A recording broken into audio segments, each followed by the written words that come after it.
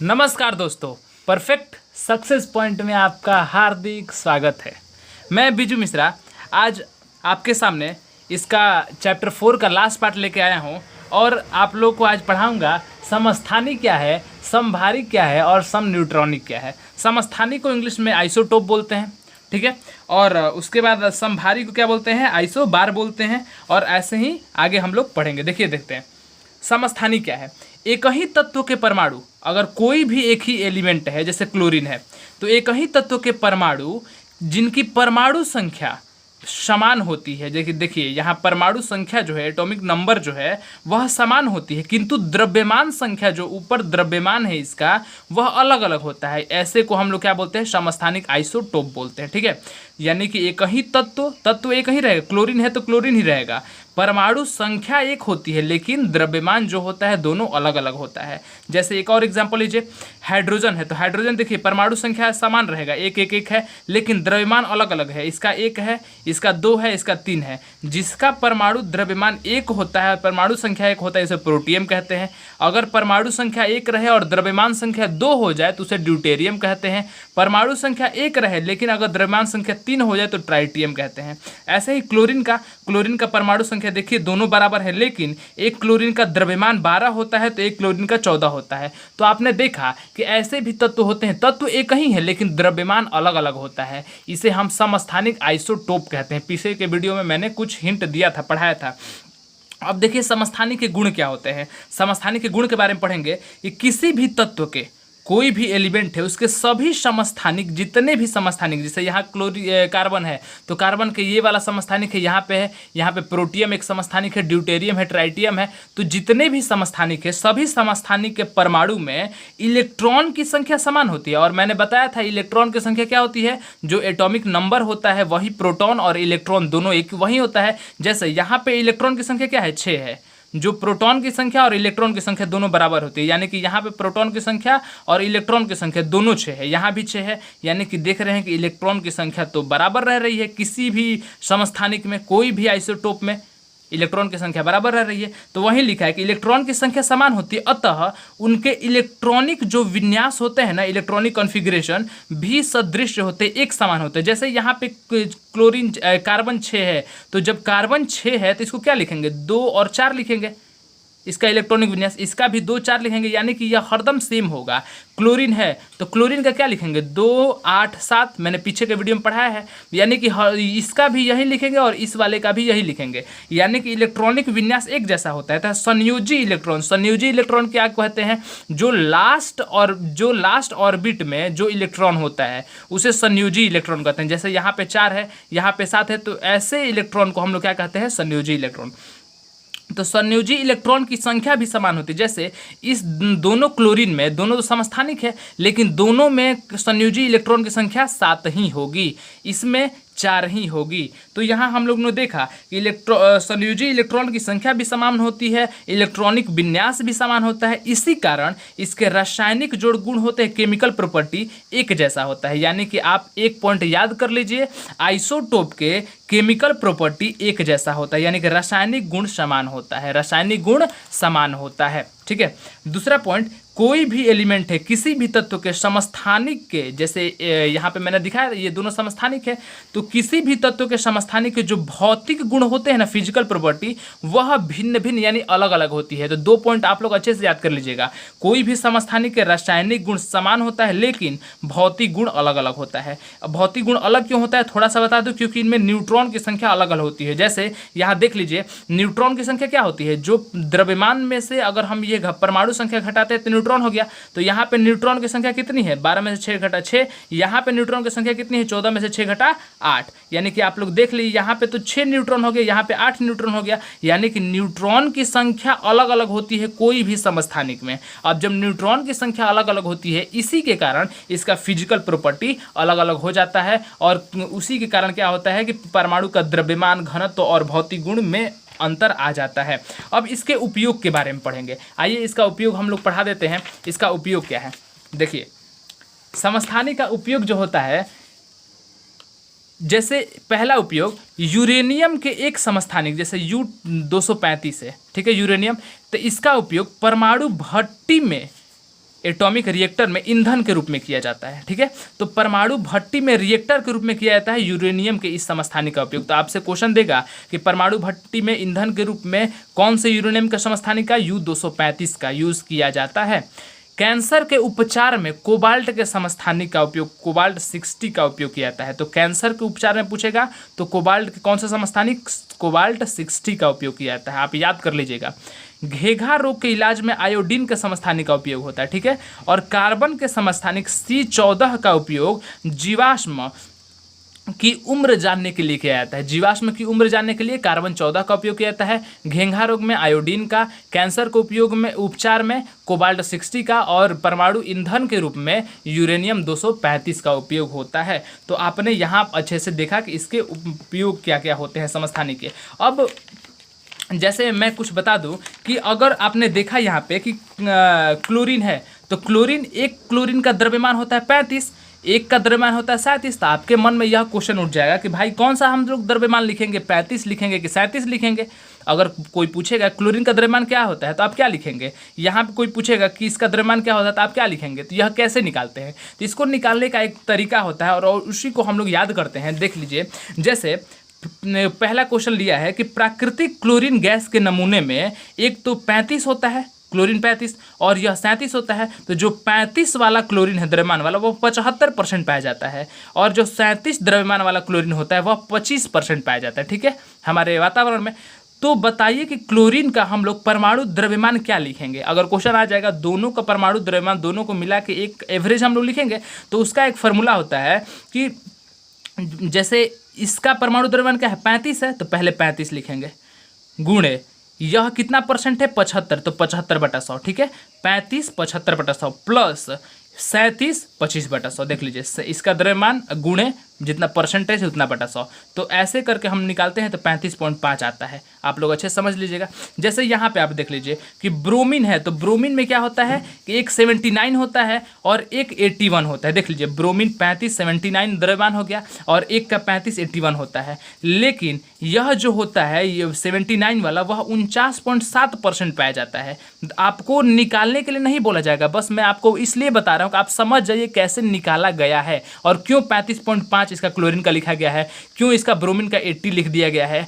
ठीक है, तो मैं तरीका आपको बता दूं कि इस प्रकार लिखा गया है। तो जो 79 वाला ब्रोमीन है उस वह 49.7% ही पाया जाता है वातावरण में, और जो 81 वाला ब्रोमीन है वह इतना पाया जाता है। ठीक है, तो इसका औसत परमाणु द्रव्यमान निकालना होता है। तो क्या करेंगे, मैंने क्या बताया कि पहला जो है उसका द्रव्यमान माने 79 गुणे जितना परसेंटेज है उतना बटा 100। तो 79 गुणे इसका तो परसेंटेज कितना है, इसका परसेंटेज 49.7 है, तो 79 गुणे 49/100 जोड़। अब देखिए इसका द्रव्यमान 81 है, 81 गुणे 50.3/100, और ऐसे दोनों को जोड़ देंगे तब हमारा निकल जाएगा 80 पॉइंट ये। ठीक है, तो आप ऐसे अच्छे से समझ गए होंगे। अब देखिए एक और क्वेश्चन है, समझा दूं। दिया है किसी तत्व ए का परमाणु द्रव्यमान, कोई भी ए तत्व का परमाणु द्रव्यमान 16 AMU है, इसका परमाणु द्रव्यमान दे दिया गया है। इसके किसी एक नमूने में इसका समस्थानिक दिया है 8-16 वाला और एक 18-8 वाला। ठीक है, का प्रतिशत बताइए कितना, जैसे यह कितना प्रतिशत में है और यह कितना प्रतिशत में है। और प्रतिशत पूछ देगा तो कैसे आप निकालेंगे, जैसे प्रतिशत अगर दे देगा कि बताइए क्लोरीन का प्रतिशत 35 वाला कितना में है, 37 वाला कितना में है, वैसे ही जिसका एक 16 है एक 18 है तो दोनों प्रतिशत कितना है निकालने के लिए तो कैसे निकालेंगे। तो मैंने क्या बताया था कि मैंने बताया था कि जैसे जो 16 वाला है, मैंने यही नहीं बताया था कि 16 वाला है तो उसको 16 लिखेंगे गुणे यह जितना परसेंटेज रहेगा उतना बटा में 100। तो मान लीजिए x है तो x बटा में 100 जोड़, अब 18 है तो 18 इंटू 100 माइनस x। यह क्यों लिखा गया, इसलिए लिखा गया कि दोनों का जोड़ 100% के बराबर होता है। यहाँ देख लीजिए 49.7 और 50.3 दोनों का जोड़ 100 है। यहाँ देख लीजिए 75-25 दोनों का जोड़ 100 है, यानी कि दोनों अपने आप में मिलकर 100% के बराबर आता है। ठीक है, तो यह भी दोनों मिलकर 100% के बराबर आएगा। यहाँ पे देख लीजिए तो क्या होगा कि 16 इंटू पहला का x मान लिया तो x बटा 100 जोड़ दूसरा वाला का 18 है तो 18 इंटू अब क्या लिखेंगे 100 में से x घटा देंगे अब बटा में 100, और फिर ऐसे निकालेंगे हम लोग, तब जाके आ जाएगा कि इसका द्रव्यमान 90% और इसका 10%। आप इसको पॉज करके अच्छे से समझ लीजिएगा। मैं यहाँ पे छोड़ दे रहा हूँ, आप इसको पॉज कीजिएगा, वीडियो को रोकिएगा और अच्छे से कॉपी पर लिख के समझ लीजिएगा। मैंने आपको इशारा दे दिया और समझा दिया, ठीक है। अब आइए हम लोग देखेंगे समभारिक क्या है।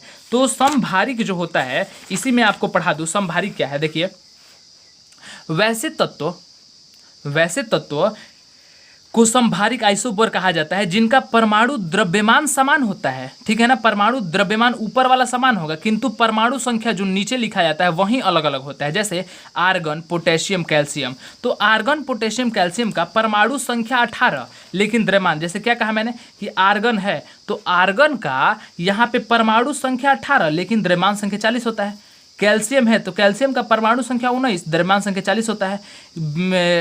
पोटेशियम का और कैल्शियम का परमाणु संख्या 20 और द्रव्यमान संख्या 40 होता है। तो यहाँ आप लोगों ने देखा कि द्रव्यमान संख्या चारों तरफ तीनों में एक ही है, लेकिन परमाणु संख्या अलग अलग है। तो जब द्रव्यमान बराबर हो और परमाणु संख्या अलग हो तो उसे समभारी कहते हैं। समान भार यानी कि भार एकदम समान रहेगा, ठीक है। आप लोगों ने यहाँ अच्छे से समझ लिया, यानी कि इसमें द्रव्यमान समान होता है, लेकिन आप एक समभारी का एग्जाम्पल यह रट लेंगे कि आर्गन, कैल्शियम और पोटेशियम और कैल्शियम, आप अच्छे से इसको रट लीजिएगा, ठीक है।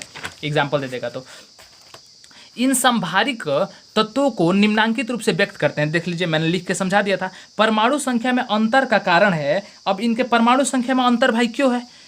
नाभिक में प्रोटॉन की संख्या अलग अलग होती है। इसमें प्रोटॉन की संख्या अलग है क्योंकि देखिए इसमें 18 प्रोटॉन है, इसमें 19 प्रोटॉन है, इसमें 20 प्रोटॉन है, क्योंकि जो परमाणु संख्या होती है वही प्रोटॉन की संख्या होती है। तो 18, 19, 20 यह सब प्रोटॉन की संख्या होती है, इसीलिए क्या होता है, इनमें अलग अलग परमाणु संख्या होती है।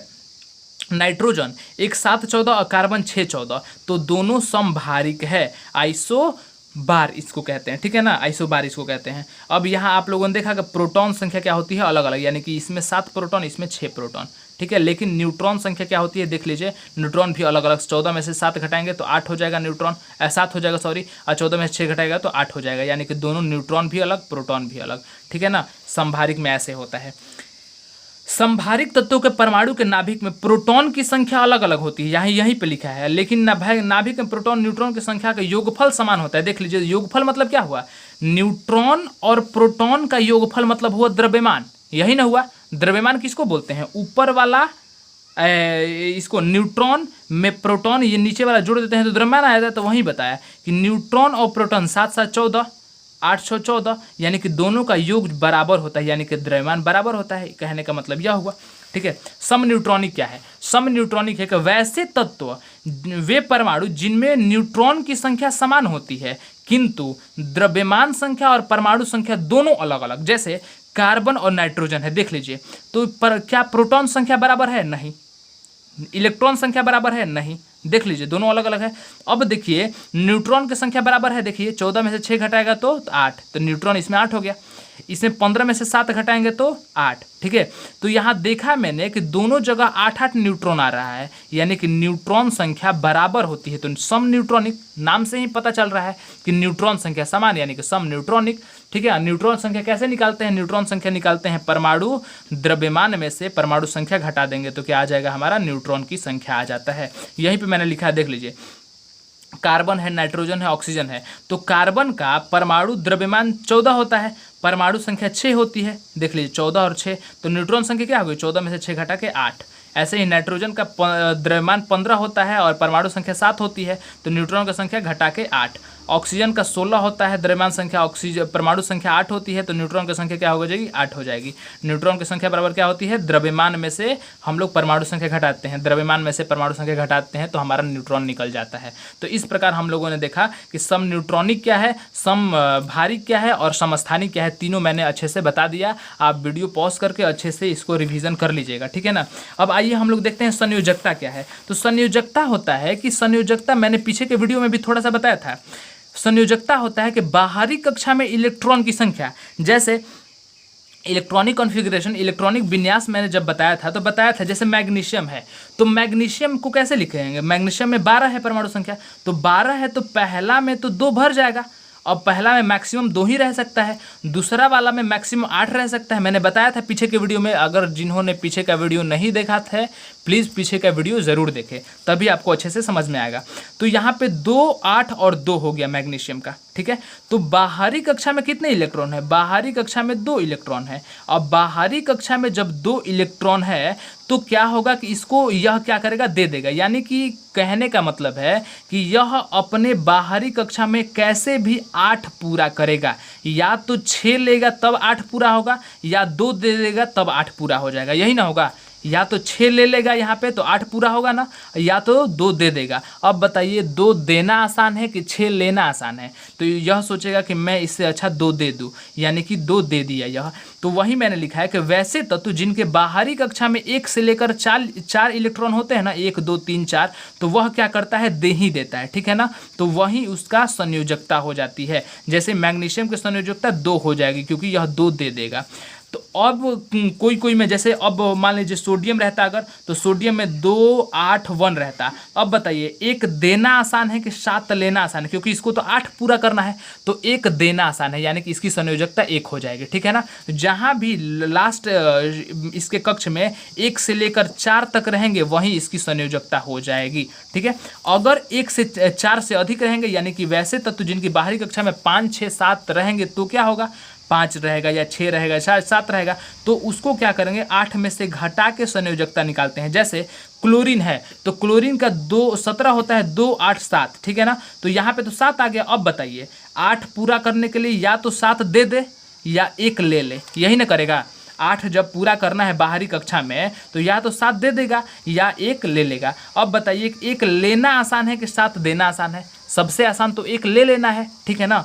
तो क्या करेगा, यह 1 ले लेगा। यानी आप ऐसे भी समझ सकते हैं या ऐसे भी समझ सकते हैं कि जिनके बाहरी कक्षा में 5 6 7 3 रहेगा या 5 रहेगा या 6 रहेगा या 7 रहेगा, तो 8 में से घटा के हम लोग क्या करते हैं, संयोजकता निकाल लेते हैं। जैसे 8 में से 7 घटाएंगे तो संयोजकता इसकी 1 हो जाएगी, ठीक है। और इसकी संयोजकता बाहरी कक्षा में 1 से 4 तक है, इसलिए वही रह जाती है। इसलिए मैंने यहाँ लिख दिया है संयोजकता बराबर बाहरी कक्षा में इलेक्ट्रॉन की संख्या। कब? जब 1 से लेकर 4 तक बाहरी कक्षा में है। और संयोजकता बराबर 8 माइनस बाहरी कक्षा करेंगे कब? जब 5 6 7 है, ठीक है। आप लोगों ने इतना बहुत अच्छे से पढ़ा होगा। अब अगर इससे संबंधित आपको समझ में नहीं आया तो एक और लेक्चर में लेके आऊँगा जिसमें मैं सूत्र लिखना बताऊँगा, उसमें और अच्छे से चार्ट भी संयोजकता बताऊँगा, और इस प्रकार आपका संयोजकता और सूत्र फॉर्मूला कैसे लिखते हैं वह आपका क्लियर हो जाएगा। और यहाँ पे 4 पार्ट क्लियर हो जाता है। मैंने जो बोला था चैप्टर 3 में एक बार कि फॉर्मूला का एक वीडियो मैं लेके आऊँगा, अच्छे से समझाऊँगा, जब संयोजकता बता दूँगा, यानी कि मैं अगला पार्ट जब लेके आऊँगा तो वही फॉर्मूला करूँगा। और 9th का आपका केमिस्ट्री कंप्लीट यहाँ पे हो गया, ठीक है ना। अब आगे हम लोग 10th का केमिस्ट्री लेके चलेंगे और 10th अच्छे से पढ़ेंगे। आप लोगों ने इतना अच्छे से टाइम दिया, इसके लिए बहुत बहुत धन्यवाद। जैसे ही 10th का केमिस्ट्री कंप्लीट होगा फिर से हम लोग इसका 9th का बायो स्टार्ट करेंगे, फिर 10th का बायो स्टार्ट करेंगे, फिर 9th का हम लोग फिजिक्स करेंगे, फिर 10th का फिजिक्स, यानी कि अल्टरनेट पर हम लोग स्टार्ट करके और ऐसे ही पूरा आपका सिलेबस एग्ज़ाम से पहले कंप्लीट करा दिया जाएगा, ठीक है। आपने इतना सुनहरा टाइम दिया, इसके लिए आपका बहुत बहुत धन्यवाद।